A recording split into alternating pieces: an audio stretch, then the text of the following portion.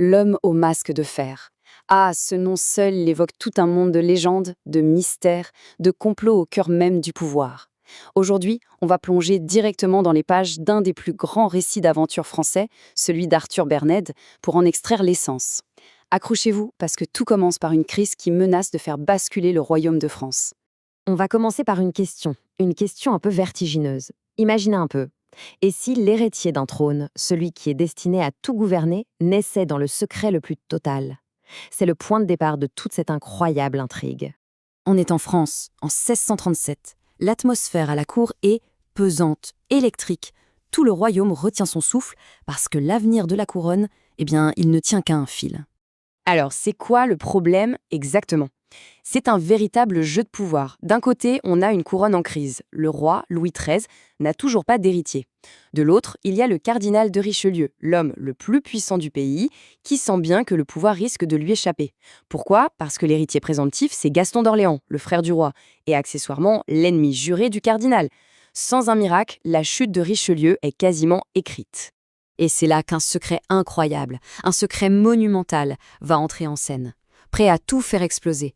L'histoire du fils caché de la reine. Une révélation qui a le pouvoir, littéralement, de faire voler le royaume en éclats. La nouvelle tombe apportée par un agent de Richelieu, un certain monsieur de Durbec.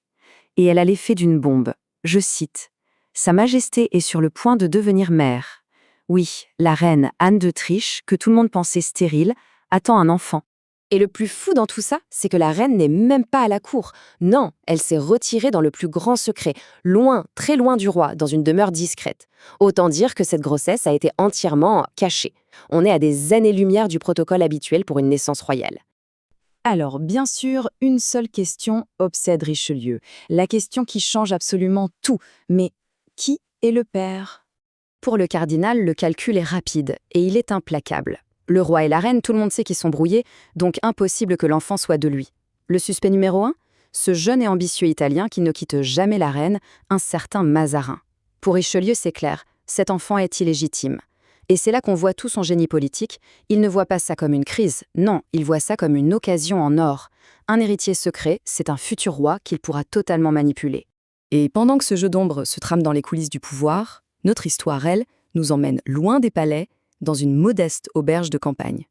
C'est là qu'on va faire la connaissance du héros, bien malgré lui, de toute cette affaire. Il s'appelle Gaëtan de Castelrajac. C'est le portrait robot du jeune Gascon. L'épée facile et le cœur sur la main.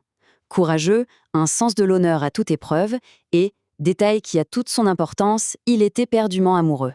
Bref, il est le pion parfait pour une conspiration qui le dépasse complètement. Son histoire, c'est un vrai roman. Un an plus tôt, il a sauvé une noble dame d'une attaque de bandits. S'en est suivie une nuit de passion, intense, fulgurante. Mais au petit matin, plus personne. Elle s'était volatilisée, le laissant le cœur en miettes.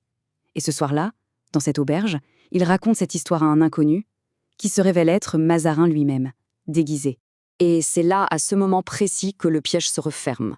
Mazarin et sa complice, la duchesse de Chevreuse, qui est aussi, bien sûr, la fameuse amante de Quétan, comprennent immédiatement que la passion de ce jeune homme est leur meilleur atout. Ils vont lui confier une mission d'honneur, qui est en réalité bâtie sur un mensonge total. Comment ils s'y prennent? C'est simple. La duchesse vient voir Gaëtan et lui raconte une histoire absolument déchirante. Une de ses amies très proches a eu un enfant secret. Le mari parti en long voyage ne doit surtout rien savoir. Ce bébé a besoin d'un protecteur, d'une épée loyale pour être mis en sécurité. Et là, elle le regarde droit dans les yeux et lui demande « Mon brave chevalier, accepterez-vous d'être son gardien ?» Gaëtan, bien sûr, aveuglé par son amour et son honneur, il n'hésite pas une seule seconde. Il dégaine son épée et il prête un serment solennel. Et il faut bien écouter ces mots, ils sont cruciaux. Je jure de respecter le secret de cette mère comme je jure d'être un frère pour son enfant. À cet instant, il n'a aucune, mais alors aucune idée qu'il vient de promettre de protéger le fils illégitime de la reine de France. Mais évidemment, rien n'est jamais aussi simple. Les espions de Richelieu, eux, n'ont pas chômé. Ils ont retrouvé la trace de la duchesse et s'apprêtent à lancer l'assaut pour récupérer l'enfant. Face à ce danger imminent, il ne reste plus que l'improvisation et l'audace. Et c'est là que Gaëtan a une idée de génie. Un plan audacieux, une vraie gasconnade. Ils vont organiser un faux baptême public, histoire de créer une fausse piste, de faire croire à tout le monde que la cible est bien là, Mais au dernier moment, l'enfant, le vrai, sera échangé contre un leurre, un simple mannequin habillé comme un bébé. Et le stratagème fonctionne à la perfection. À peine la cérémonie est-elle finie que les gardes du cardinal passent à l'action. Ils prennent l'auberge d'assaut, arrêtent la duchesse et s'emparent de ce qu'ils croient être le précieux héritier secret. Ils sont tombés en plein dans le panneau. Sauf que le plan n'est qu'à moitié réussi. La duchesse, elle, est bien prisonnière. Elle est enfermée au château de Montgeron. Et là, le rapport de force est brutal. Nos héros sont 4, Gaëtan, Mazarin et 2 de leurs amis. En face, 12 gardes d'élite du cardinal. L'équation semble tout simplement impossible.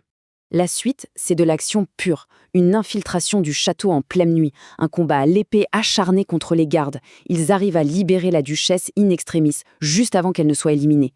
L'évasion est spectaculaire, totale. C'est une victoire sur toute la ligne. Et cet exploit, ce mélange incroyable d'audace, de panache et d'ingéniosité, ça porte un nom en français, une gasconnade. C'est l'art de réussir l'impossible, avec une sorte de panache héroïque. Ils n'ont pas juste gagné, ils l'ont fait avec style. Et c'est là que l'ironie de la situation devient presque cruelle. Alors qu'il s'enfuit au galop, Gaëtan, toujours aussi naïf, se tourne vers la duchesse. Et avec la plus grande sincérité du monde, il lui lance « Je crois que votre amie sera contente de nous ». La première partie du plan est donc une réussite totale. Le prince secret est sain et sauf. Avec une fausse identité, sous la protection de son gardien qui ignore tout de l'enjeu, il prend la route de l'exil, direction la frontière espagnole. L'enfant est donc en sécurité. Pour le moment. Le complot est un succès. Mais un secret d'État de cette ampleur peut-il vraiment rester caché pour toujours ? C'est la question qui pèse sur toute la suite, le véritable cœur de la légende, de l'homme au masque de fer. Que se passe-t-il lorsqu'un prince qui ignore tout de son destin grandit dans l'ombre du trône ?